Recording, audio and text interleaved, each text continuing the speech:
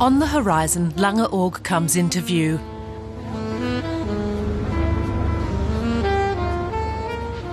There are no taxis or buses waiting. The island railway takes visitors from the port to the town in less than 10 minutes.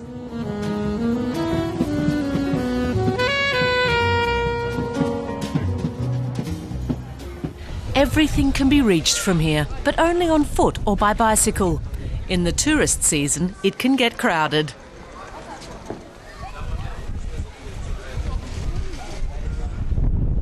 In contrast, in the dune belt, there's nothing but peace and quiet.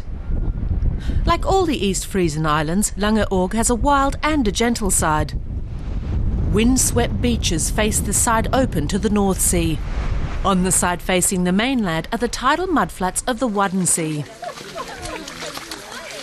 Twice every 24 hours, the water recedes, revealing one of the world's richest habitats. Arvid Menneke guides groups through the shallow water and opens visitors' eyes to life in the mud, from the tiny mud snail to the fat lugworm. Schauen wir mal. Jo. Das ist ein großer Krebs, wa? Here's a large crab. They turn around very fast and bury themselves. The crab digs itself deeper and deeper into the sand using a jiggling motion like this. Immer tiefer rein in den Boden. Sehr schön, jetzt kann man es aber sehen. Geht mal einen Schritt zurück, damit die anderen was sehen hinter euch. This is my first time here, and I'm amazed by all you can find. It's so beautiful. I've never seen anything like it. We'll definitely come again. I think it's great how he explains everything, and it's fun to walk through the mud and eat this marsh samfer. It's great and exciting. Sehr toll und spannend. The salt meadows on the edges of the mudflats host some very special vacationers in the summer. Birds that breed in the Arctic. They've flown thousands of kilometres and have just as many more to go. They stop to rest here on the Wadden Sea. Environmentalist Berta Weinbecker introduces us to the world of birds. Every square metre, a bar-tailed godwit or sandpiper can find lots of lugworms and snails and shellfish to feed on. There is so much for them to feed on that after 2 or 3 weeks they can weigh twice as much as before.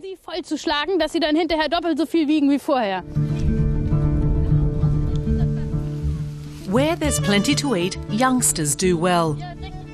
So the Wadden Sea is also a nursery for seals. They come in late May from the open North Sea and populate the sandbanks. You can get quite close to them on a cutter. Living in tune with the seasons requires close observation of nature. The islanders do that as a matter of course. It's the only way they can deal with nature's forces.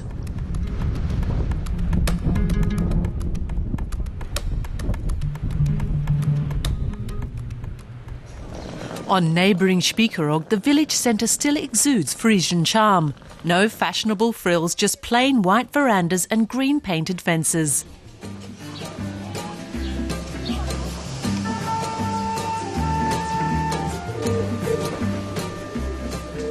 The oldest house on the island has a roof that can float. It's an ingenious idea. In case of a storm or flood, the entire roof could be detached and the residents could drift to safety on it. The island church dates from the 17th century, which makes it the oldest in the East Frisian Islands.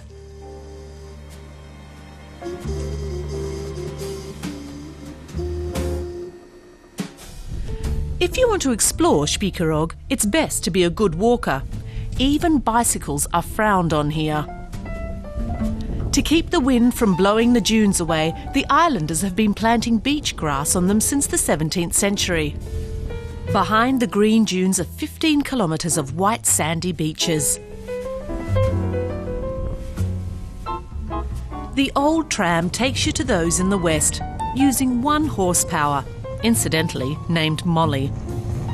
Until the end of the 19th century, a train took bathers from the port to the western beach. In the summer season, people flocked to the dunes to sing with Eckhard Strata. Kürzer umso besser. Grolle. Signor Abate, Beethoven. Seite 2, Nummer 4. Signor Abate. Singing on the dunes has quite a tradition. Eckhard Strata has been inviting people to take part for almost 50 years. And singing together brings people together.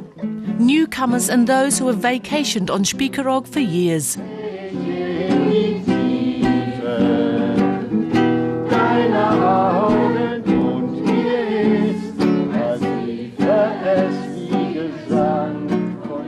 The people who love the sea and the islands.